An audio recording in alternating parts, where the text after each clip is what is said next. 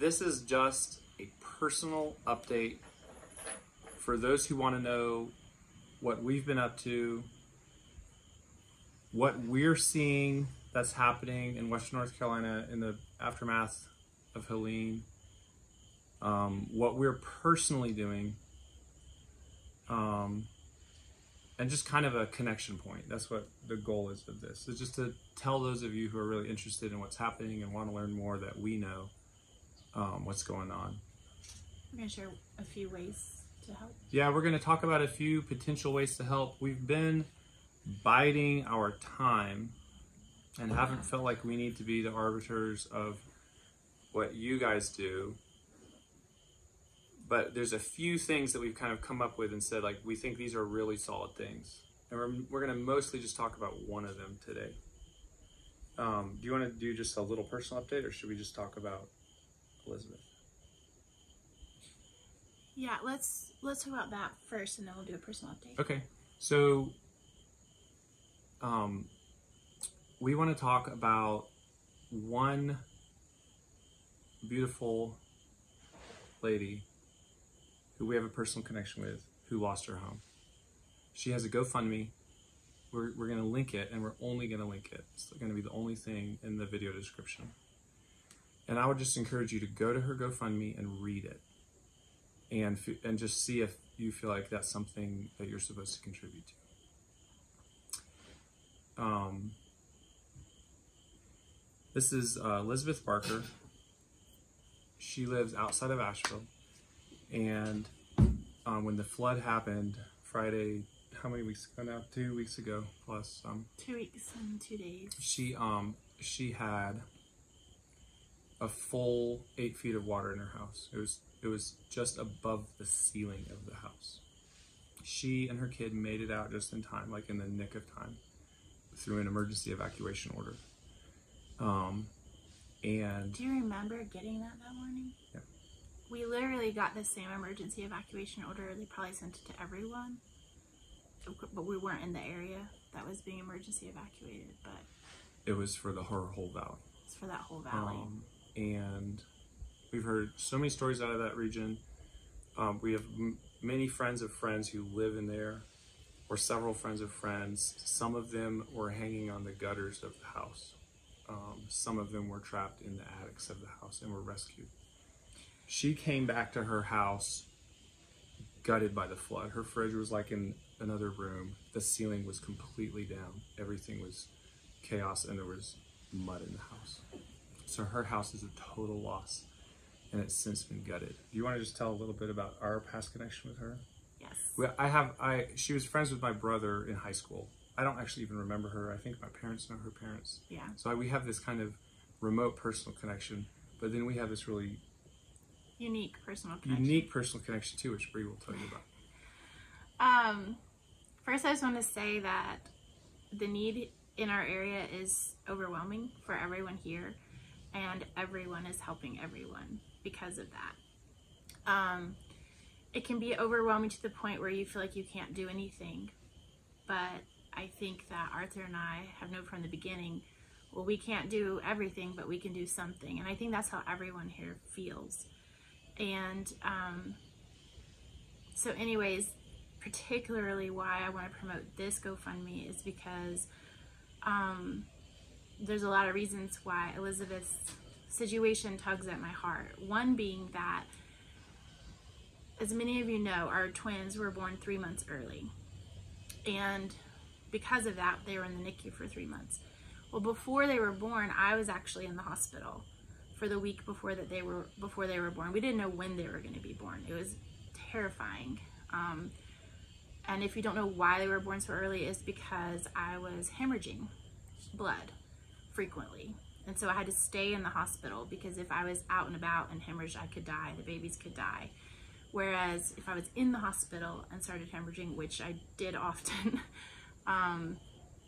they could rush me and the babies to an operating room and deliver the babies and save my life as well. And so the last 3 days I was in the hospital, I had this nurse who was with me for all of her shifts. You keep going, I'm gonna make sure it's still filming. Oh, okay. She was with me for all of her shifts, and if you know anything, you know nurses work at least 12-hour shifts. And typically, having had a husband that's a nurse, I know that those shifts are a little bit longer than that. Usually you're there really like 13 plus hours, sometimes longer. And I know at the end of 3 shifts, my husband was always exhausted. Excuse me. But anyway, so I had Elizabeth for the last 3 days, and I'd been there a week, and on the last of her shifts, her 3 shifts in a row, I had another huge hemorrhage, and this is the one where they decided the babies need to be delivered immediately to save their lives, to save my life. And Elizabeth was with me whenever that call was made, and it was about 7 p.m., which is when nurses typically change shifts. And even after working as many hours as she had worked, and had been so kind to me and gentle with me during those 3 days. She's a great nurse. And I say that not because it's necessarily a unique thing for a nurse to be, but it meant so much to me. I was alone a lot of the time. It was during COVID. Arthur had to be with the kids. You know, we did the best we could, but it just really helped me. And she really helped me. She really helped to keep me calm. She really helped to educate me. She really helped me understand things that could happen or not happen. And she was just an anchor for me, honestly, during that time. I've never forgotten her. It's okay. She was the single person in the pre-NICU experience that stood out as like our guide. And as having been a nurse, she's amazing. It's like highly technically competent and so compassionate. For me, it was the compassion and the kindness, for sure. But anyways, the babies need to be born. Arthur wasn't there because he was with our kids. My mom had been notified, so she was coming, but I was alone when all this was happening, and the babies were going to be born any minute. And she said to me, "Do you want me to stay on shift and be your nurse through this emergency C-section?" which actually also ended up being an emergency hysterectomy to save my life. And I said, I hated to say yes because I have a husband that's been a nurse, but I said yes desperately. And she did. And she stayed until 2 o'clock in the morning, until surgery was over and I was out and I was through it and I was alive and safe. She stayed with you in the emergency room? Yeah. She stayed with you in recovery? Yes. Did she follow us? Did she take us to NICU or did she leave?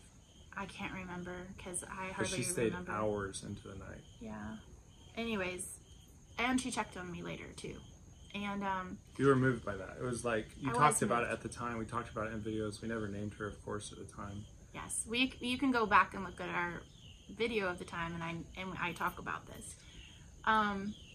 And if you've never been in a situation where you are so vulnerable, where you could lose your life, your children could lose their lives, it's when someone offers you this kind of connection and kindness, and it was very professional, but it was very helpful. It just, it touches you in a way and it'll never leave you. And anyway, Elizabeth offered me that. And now that she has lost her home and all of her belongings, I'm just moved and want to offer her what I have, which is an audience of people who were the kindest, most generous people I've ever known. And I just hope that you guys will show her the love if you can, financially giving to her GoFundMe and helping her put her life back together, because her insurance has denied her claim and FEMA has given her some money, and you can read all of that. I don't know if that particular update's on the GoFundMe yet, but it is on her personal Facebook page. Excuse me, but just in case you're wondering about flood insurance and house insurance and all that, she's getting nothing from her insurance, as many people in this area probably will not. And what we're seeing over and over when we've heard these specific anecdotes from people who have lost their houses, who have gone through their insurance, they don't have flood insurance.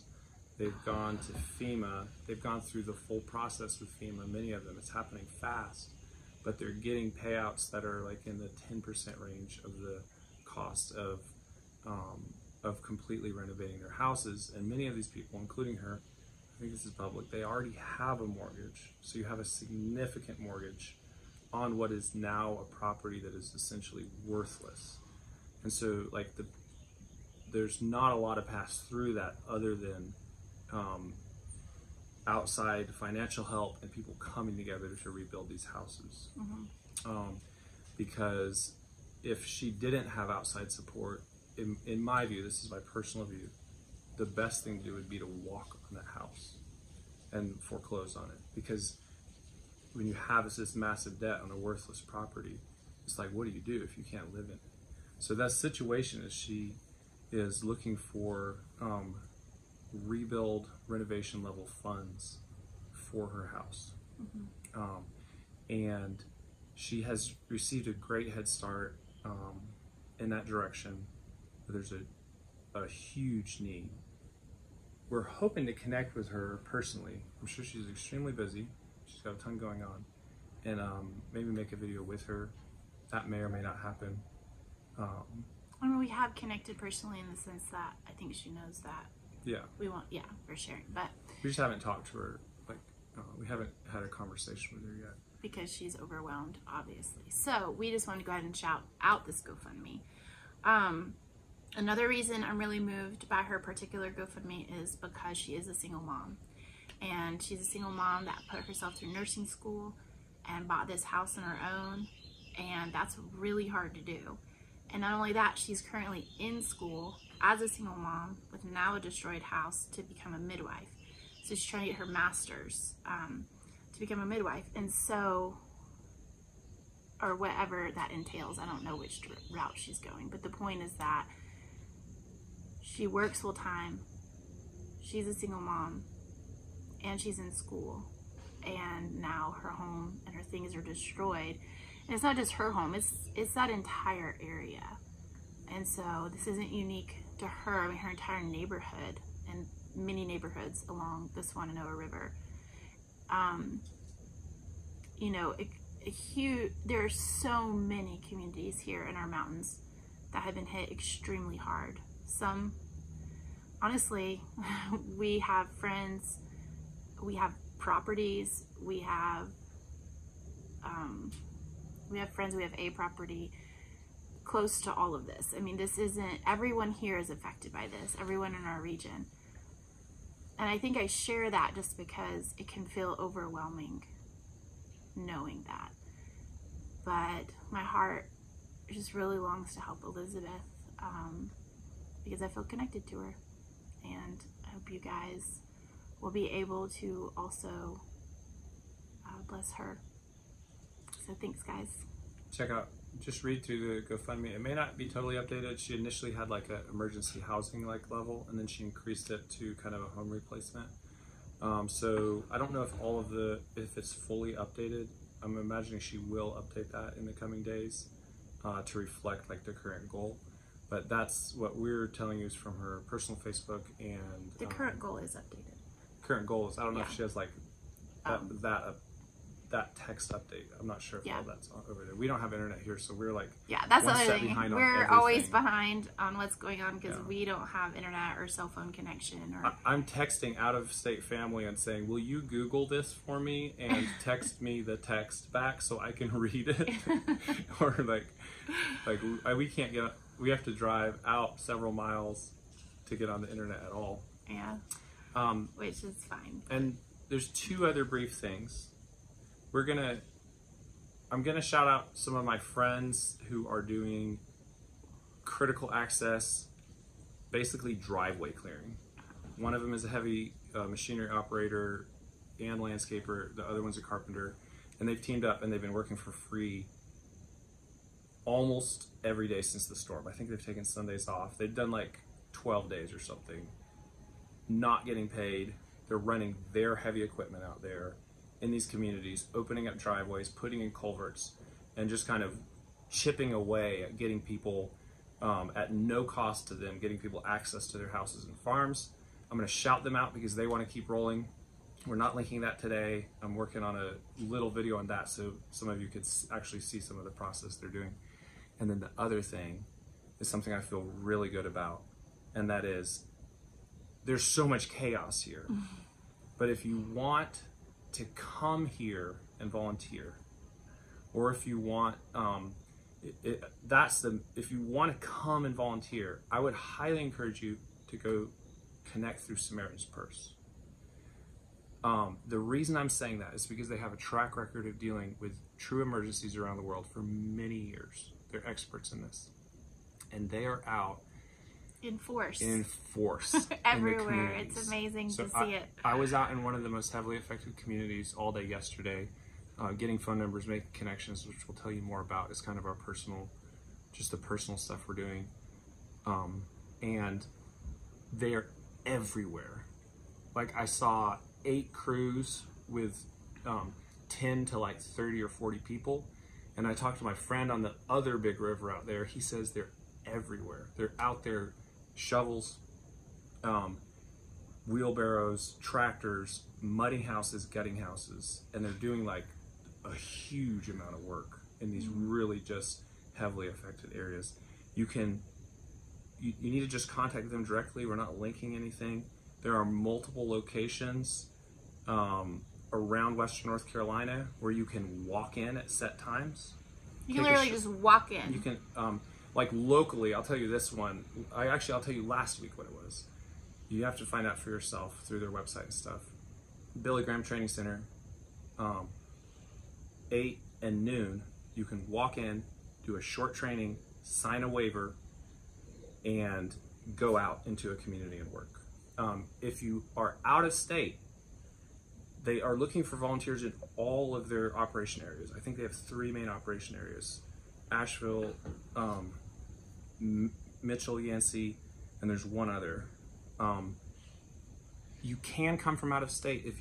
What I understand is if you can do 3 days to 2 weeks, but there's some connection and assistance for housing and food if you're not just a day volunteer. So you can come in from out of state. There's going to be ongoing needs, and they're running a massive operation. It makes me almost want to cry just seeing like how much they're doing. They give out t-shirts to all their volunteers, and you see these orange t-shirts everywhere. It's just amazing. Yeah. So I feel really good about shouting them out for volunteer needs. And then, what have we been up to? Anything that's needed. Yeah, and honestly, some respite. I got so sick. I'll keep this brief, but I got hammered sick. I got antibiotics and steroids. I was wheezing. I've never experienced this. I had a respiratory illness before the storm, and then got in a bunch of dust and mold, and I just couldn't breathe. So I'm still recovering from that. But in the meantime, we're just that was just a couple of days ago. The week before the storm, you were super sick, and then a couple of days ago, and then you've been working nonstop. Yeah, and I was working, not paid work, just like running, doing all kinds of projects and stuff.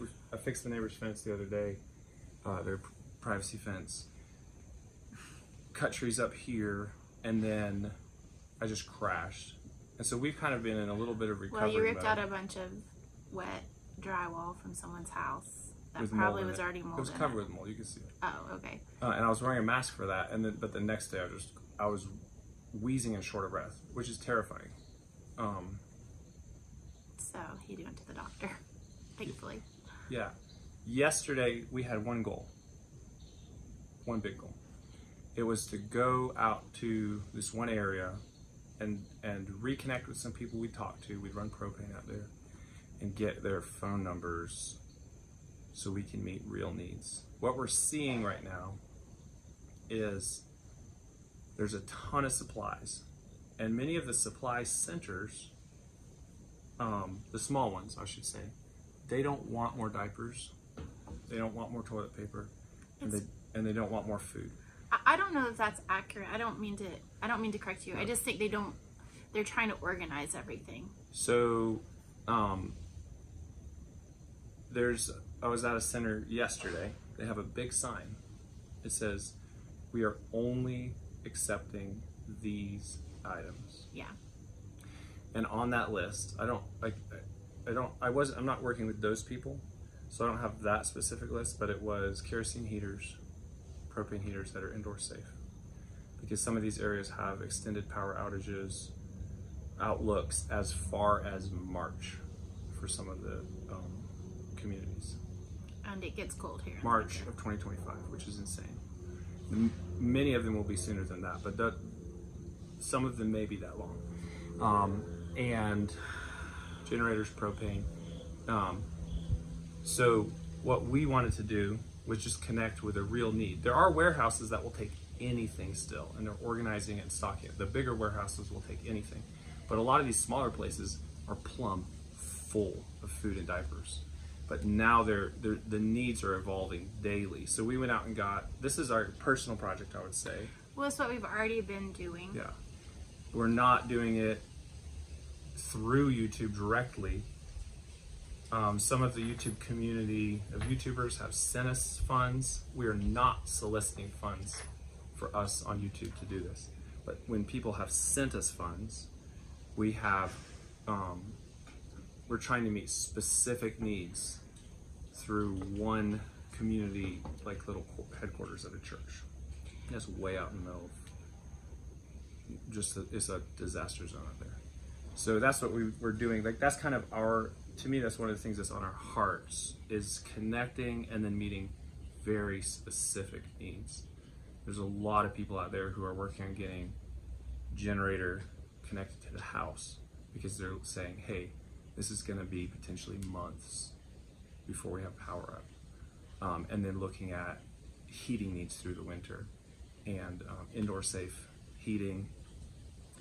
And then also, we're not there yet, but the next phase is like rebuilding those, the small percentage, but actually a pretty big number of houses that are completely destroyed. Yeah, and when he says, you're talking about the ones that are like wiped off the map, or are you talking about the ones that are flooded? I mean, all of it. Yeah, any house that had water up in it has to be totally gutted, or they'll have long-term health issues with mold. And then any house there are many houses that are gone. Yeah. And I've not tried to show you guys that stuff. I've been out and seen insanity out there, and I know you've probably seen some of it on the news and stuff. I have shied away from filming the most extreme stuff. There are stretches of river 6 miles long. Like last night I drove 6 miles down a river. They don't even let you come in that community, but I was helping a friend on a water project for his house. And every house down the whole river is destroyed for 6 miles, or flooded. And that's just the 6 miles you drove. And that's just one river. And there's 6 miles upstream, yeah. And that's just one river out of I can't tell you how many, 20, 30, 40, 50, 100 little river basins in western North Carolina that were decimated. Yeah. Just to clarify a little bit, just for our family, whenever the storm initially hit, you have to understand there was no communication. So the first day, we walk outside and the only communication we have is with our neighbors. And so the initial response in our household is making sure our neighbors are okay, making sure we're okay. That's all we could do. There was nothing else you could do. So it was just working in the neighborhood, helping in the, just everyone was just talking, exchanging information, figuring out what was needed. Well, transportation was initially down. For day 1 and 2, it was hard to even go. We couldn't go out. Yeah. So you couldn't go out. Trees everywhere. Trees on the road is what I'm talking about. Yeah. Well, a lot of roads washed out. I mean, our road is still washed out. We have to go around, but that's getting better. So I'm just trying to paint a bigger picture, because you're talking about this one thing, but there's this bigger picture. And so, which is great. I'm just giving some context. So that was the first couple days. And then once we were able to get out and find places where our cell phones worked, we're able to find out how our family is. And of course, that's immediately what we want to know is, are our siblings, are our parents okay? And then the next thing was, of course, our friends. And so once we kind of had all that established, what was going on, what those needs were, either meeting them ourselves or finding someone that can meet them, or finding out there were no needs, we're able to go into the larger community. And what that has looked like for our family, I think because we're so entrenched in the area, we're both from this area, born and raised, going back quite a while, so we have a lot of connection, is that there's just been needs every day. And something that has been really like soothing actually is that we've been able to meet those needs, whatever they were. And over the last couple of weeks, that has turned into kind of still meeting needs in that way, like this person needs Starlink, or like this person needs this or that. I mean, there's just so many examples. But over time, that has kind of, because we have so many connections, because we know so many people, we've also been able to be kind of like a connection point for people. Like even just yesterday, I spent half the day texting, just here and there, meeting various needs. One of those was hay. One of those was someone that can do home visits for a friend of mine's mother. I feel like there was one more thing yesterday that I made connections with someone about, like, oh, it was propane for a really specific person. So that's kind of how my role has looked a lot, is a communications person, like hearing needs, knowing that these people have that thing, connecting those things together, whether I physically bring it or bring them together. There's been a lot of that on my end, just because like I am at home with my children most of the time. And so there's been a lot of that. There's just been a lot of connecting needs, meeting needs, but along the way, what's kind of fallen into our lap, we didn't seek this out, is initially was providing propane for people. And that's kind of been what we've been doing. It feels like we've done it a lot, but anyway, maybe it hasn't been a lot. It just feels like I've thought a lot about propane in the last 2 weeks and talking about propane. So whether that's meeting someone's propane need that we know personally, or whether it's taking large amounts of propane out to, you know, the farthest out point on this one community, and then they can get the propane out to people in the community. And then the newest thing was actually trying to get a list of very specific needs from that community center. And it's really neat, because it's like I would have never known that they needed all of these very specific connections.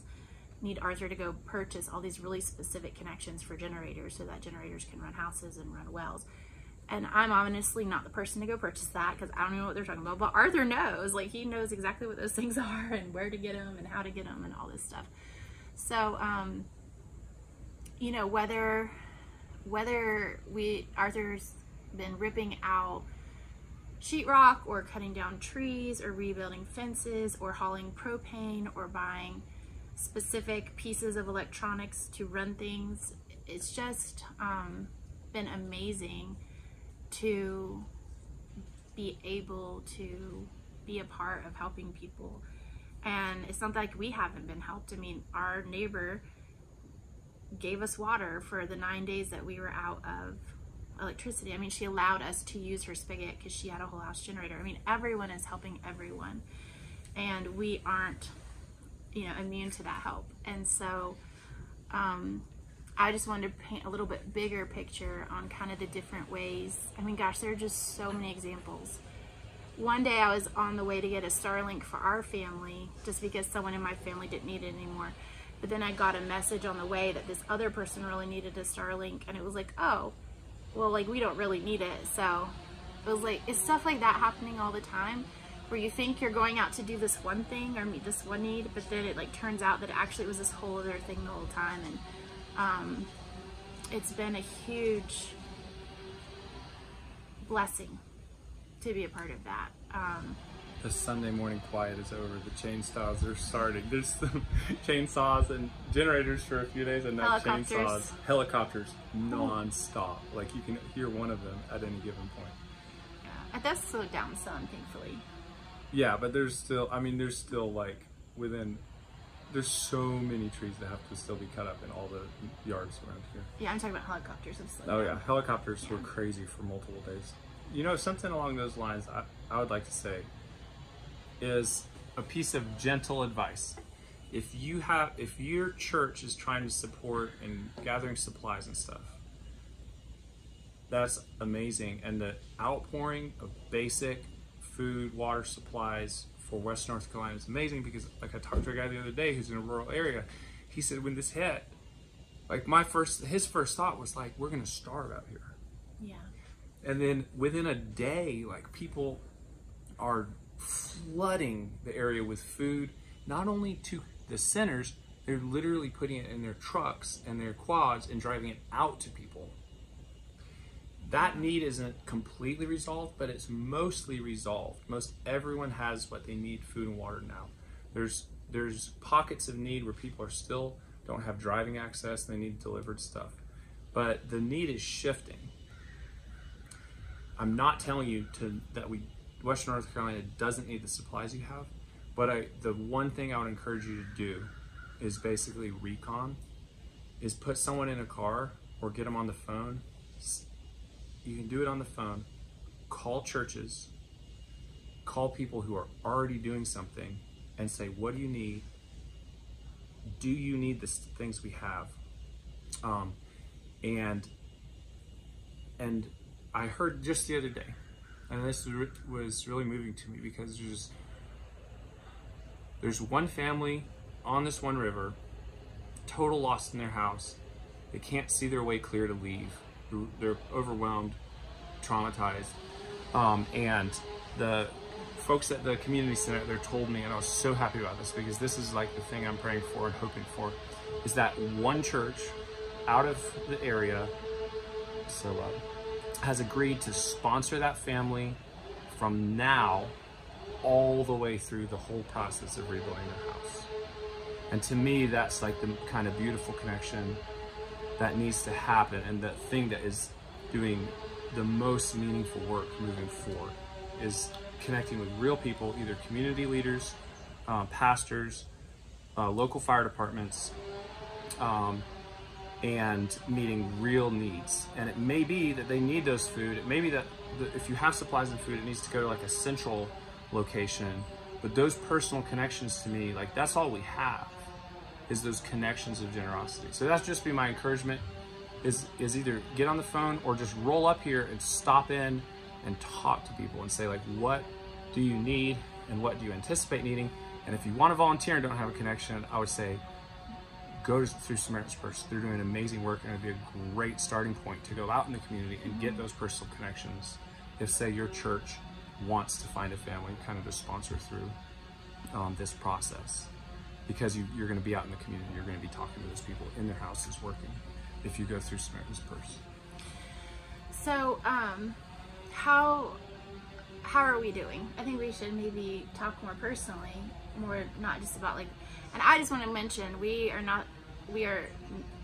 nothing special. Everyone that we know is working hard, helping everyone. Everyone's helping everyone. That's what is happening. That's our personal experience. I'm sure there's people not, but that's our personal experience, and that is just what you do when these kinds of things happen. That's what everyone does. You look around and you dig in and help, and you may need something yourself, but you've got this other way to help. And so that's very much what it's looked like. And this area is going to need help for a long time.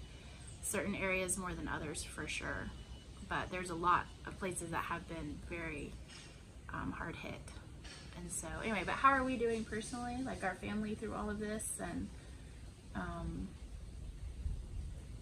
I think we're doing good. We got hit, we were, both of us, I think, especially overwhelmed last weekend. We needed a break last Sunday. With just the immensity of the situation just hitting us. Like I was out in the counties and just came back and was fine that day, and just honestly, like I cried some the next day, which I don't normally cry. Try not to. You cry more than me sometimes. But just it's intense to see, even from this distance, Well, we say this distance, but there's an entire, half a mile from here, the destruction begins. So, I don't, Yeah. our personal connection with the destruction is a little farther than that, but our actual community that we live in, half a mile from here, was destroyed. Many homes lost, lives lost, roads lost. But shockingly, it has been incredible, the response. Electricity back up to our house in 9 days. I thought it would be weeks for sure. Roads already getting fixed. And a lot of that, the roads and things, are people like your friends, like going out and literally fixing the road. Yeah, And literally clearing the road. The Division of Highways is taken over public now, but there's so many little private roads and driveways and accesses to house. Division of Highways doesn't do that. But even before Division of Highways got here, Oh man, private people were already it's amazing. putting culverts back in, Yeah, filling with gravel. Making roads passable, because where we live, if you've never been here, there are creeks everywhere. There are culverts everywhere. There are bridges everywhere. And I never really I know we have a lot of water here. That's something I had known. But I never thought about it, a flood like this happening, a storm like this happening. So anyways. So how we're doing is, I think we're doing well. I'm like, just personally, like, there's definitely, especially being sick and having spent 1 to 2 days resting, doing nothing, that makes me feel insane, guilty, anxious, like I want to be out. I got to go out those days though, which was really good for me. And so what I'm dealing with personally with that is trying to just kind of keep this attitude in mind. It's like, what does God have for me to do? And it might be just laying on the couch and texting people for a day. Obviously it is. I was laying on the couch texting people for a day. And that wasn't the pace I would have picked. I wouldn't have picked that path, but it's like just trying to say, okay, what are we given today that's right in front of us to do, and not feel bad if we can't do something, and not be prideful if we do something, and just like, this is the work we've been given, and we're going to just be thankful and happy, fearless, and just like move forward in that. And that's kind of the vision I have. I personally just doing the work in front of us. Yeah. And doing it cheerfully and gratefully. Honestly, we're grateful for the opportunities we're given to help people. Yeah. It's like, it feels like a gift that we are in a place that we can do something. So. Yeah, I agree with that. I think all in all, our family's doing really well. Once again, we haven't sustained any damage to our home or our farm. So we are in a different position than many people. And yeah, mostly for me, it's been a lot of connecting my resources to each other and taking care of my kids and supporting Arthur and going out and doing the physical things that he has skills in. Some things I've been able to do is open my home once we got power to people needing water and showers and stuff, which is nice, because it means I get to hang out with them, and then it's just a way I can help being a stay-at-home mom. But apart from helping, I feel like our family's doing really well. The first 9 or 10 days, every day felt incredibly overwhelming, but as a lot of critical needs have been met, it feels less overwhelming, just because we know that now people are getting what they need to survive. That doesn't mean that their situation is easy, but it means that these certain critical needs are met, and it feels like people can just this is about a week ago, people could just start taking a breath. Not that they're not still looking for people that have passed away, not that people aren't still completely have lost their homes, but critical needs like water and food felt less emergency level. And then, my kids have been out helping where they're able, where it's safe for them to be there, whether it's delivering supplies, whether it's helping here and there. They've just had different ways to help. A lot of delivering supplies though. And yeah, I feel like our family's doing really, really well. My kids, I think we're gonna start getting back into a regular routine starting tomorrow, which almost offends me. It offends me just because I want to keep staying on top of helping as much as possible, but I think for the kids' sake, it's time to like be in a really good, strict school routine again. And then if there's an opportunity that I can take the kids to help, then we'll continue to do that, and we'll just take that day off of school. But all in all, our family's doing really, really well, other than just the shock and the overwhelm and the stress on some level. And exhaustion, honestly. There's been a lot of exhaustion, but... Baby's keeping you awake, coughing. Yeah, and then me keeping me awake, coughing every night. Which I'm getting better, but I've been up every night, like 2 or 3 times. Yeah. Yep. Coughing and taking nebulizers. I know. Since the mold exposure. Which I don't regret, but... I know. It was... I felt like I was supposed to be there. Yeah, it was good. It was a good thing to do. And you wore a mask, so, I mean, who was to know you were just going to make you sick? Okay. I feel like, is there anything else we should say about what's going on? Or? That's it. This is just once again, we went on a long time. We didn't try to keep the time down on this because we're just trying to have a connection point. Yeah, and just chat with you guys like friends. You know, this isn't really a video for people who don't know us. This is really for all you guys that really want to know how we're doing, and even how we're helping, but how you guys can help as well with the aftermath here in Western North Carolina. And for the very few of you who are still around at the very end of this video, you get a little sneak peek of something that everyone else who dropped off the video earlier doesn't get, and there's probably most everybody probably most off. Everyone's already dropped off, so you're in like the top tier of our viewers. We're going to change our channel name. This is something that's been in the works for a long time. It's not Bree from Scratch anymore. Bree's basically taking a step away from the channel in some regards. That was just the right time. That was it for a brief period, and that's over. Well, they probably want to hear that from me though, so go ahead and say it. Yeah, it's just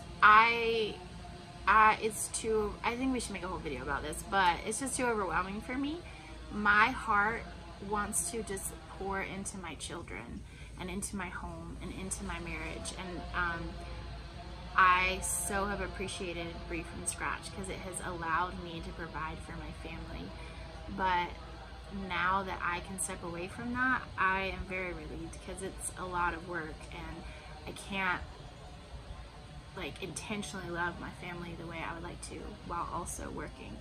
So on the one hand, I grieve Bree from Scratch, but not because like because I want to make content. It's because of you guys. And I know some of you are here specifically for Bree from Scratch content, and that's going to change. But I absolutely appreciate every one of you, and we'll make a whole nother video about this. But anyways, we are changing the name because Arthur is taking over the channel. Not that I won't be here, but it means that that responsibility is off my shoulders, and that is something that I'm really, really grateful for.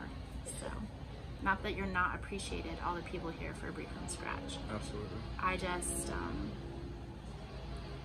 honestly, it's a lot to carry everything, and I'm grateful that I don't have to do that anymore. So, yeah. And the new channel name is going to be A Place Called Home. That's where my heart is, honestly, for us. But then this storm hits, and that's my heart through this whole storm has been, what's the long term going to be for all these families? And that's why we're so excited about, or want to support Elizabeth Parker so much. It's because of this critical place called home. And that's really what I'm like looking forward to, of hopefully how I can get involved over the coming months and year, honestly, or years potentially, with people getting their homes back. That's it. Yeah. That'll be coming soon. We're not switching it right away. We're going to probably announce it a few times. Yeah. All right, guys. Thanks for joining us. Have a good day. Bye.